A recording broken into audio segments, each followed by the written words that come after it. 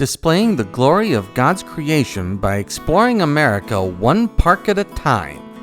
Welcome to Parking Full Time with Big Dave, the park's professor. 10th hole. The par and distance are at the top of the screen. This hole is similar to the previous hole. It's heavily wooded, it's downhill, there's a stream that comes into play long and left. Unlike the previous hole, there are a couple of trees in the middle of this wide fairway, so you're going to have to pick a line around the trees. I'm going to walk to the right of these trees here, although realistically it might be easier to get a disc around to the left, and maybe I should have gone that way. I want to welcome you back to Parking Full Time. I am Big Dave, the park's professor. There's the 10th basket, and there's the view back uphill to the tee. The 11th hole is the shortest hole on this course, but it plays steeply uphill. In fact, this is probably the steepest hill on this course. There are also several trees around the basket that you're going to need to negotiate. The thought occurred to me that if you hit one of these trees just right and got a bad bounce, the disc could actually roll all the way back down the hill and back behind the original tee. I didn't have that happen, but theoretically it's possible. This is a very interesting hole. There's the view back downhill to the tee. Now we break out into the open where we're going to stay for the next 5 holes. The 12th hole is a short par 4, and given the openness, maybe this hole should be a par 3. This hole and really this entire course are definitely designed for recreational as opposed to competition play. There's a gravel road coming up, and that road is open to vehicles. You can't really see vehicles coming from the left due to some trees off to the left by the tee, so it's probably best to use a spotter here and check for vehicles along that gravel road. Getting up to the basket, there are a few small trees up by the basket, but no serious obstacles here. There's the view back to the tee from behind the basket. The 13th hole is another fairly long and very open hole. You can't see the basket from the tee, but you want to aim between this gap and this row of trees that we're walking through, and maybe use a slight left to right disc flight. Once we get over this little nose of a hill, you can now see the basket in the distance. We are at Sammy Haggard Park. We are in Danielsville, Georgia, and so we're in northeast Georgia, about 70 miles northeast of Atlanta, or about 15 miles northeast of Athens, Georgia. This course is the only disc golf course in Madison County, Georgia. The 14th tee is a few hundred feet away around the soccer field to the right. This course is laid out around the other fields and roads and trails and facilities at this park. That creates a few course routing issues, and it also creates a few conflicts among users. But overall, those conflicts and those routing issues aren't too bad here. The 14th hole is another steeply uphill hole, and it plays across another park road that is once again open to vehicles.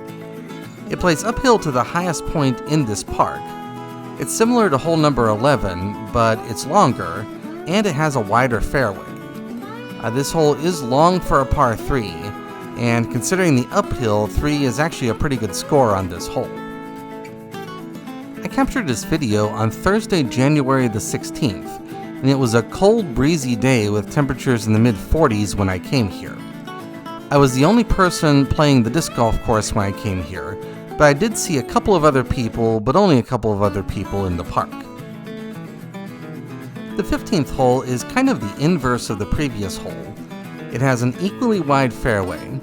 It's slightly longer, but instead of playing steeply uphill, it plays steeply downhill. And in fact, once you factor in the hill, these two holes, numbers 14 and 15, actually play about the same length. One's a long par 3 and the other's a short and possibly drivable par 4, so those kind of balance each other out too. There is a parking lot directly behind the basket, and that definitely does create a safety hazard if there are cars parked there, which you can see there weren't when I came here. We're going to jump across a steep section and then across a small ditch, and then we'll be at the basket. This white that you see on this hillside is snow, by the way. Snow in Georgia. To get to the 16th tee, you have to walk across the parking lot, and then down and around the concession building that serves the soccer fields. The tees here are made out of packed sand and gravel, and they were pretty rutted on my visit. They would be better if they were made out of concrete or a more durable substance. The 16th hole is the last fairly open hole on this course. There are a couple of large trees off to the right, and so the best idea is to use a slight left to right disc flight, and that gives you the most room to work with. The basket is located in the edge of the woods, and there is a steep drop-off just beyond the basket, so you definitely don't want to miss long on this hole. There's the view back to the tee. The 17th hole is back in the woods. It plays slightly uphill, and it's a gradual dogleg left. That said, the fairway is actually fairly wide, and therefore a good, long, and accurate throw should set up a birdie opportunity on this hole. I do want to thank you for watching. Parking full-time would not be anything without the people who watch.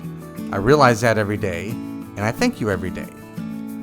Also, I took a vow many years ago not to take any monetary compensation for anything I do for this project, and therefore the only thing that I get for making these videos and writing these course reviews are your likes, your subscribes, your views, and your comments, and I do appreciate all of those things. The 18th hole is a short and kind of uninspiring finishing hole. There's a steep hill off to the left and a few trees to the right. The basket is built atop of this little pyramid, but in spite of that, this is a very aceable finishing hole. Overall, I do like this course in spite of its flaws. It's not too hard, and it's definitely designed for casual, relaxing play as opposed to competitive play, but if you come here understanding that, you'll have a good round. That's the end of the course.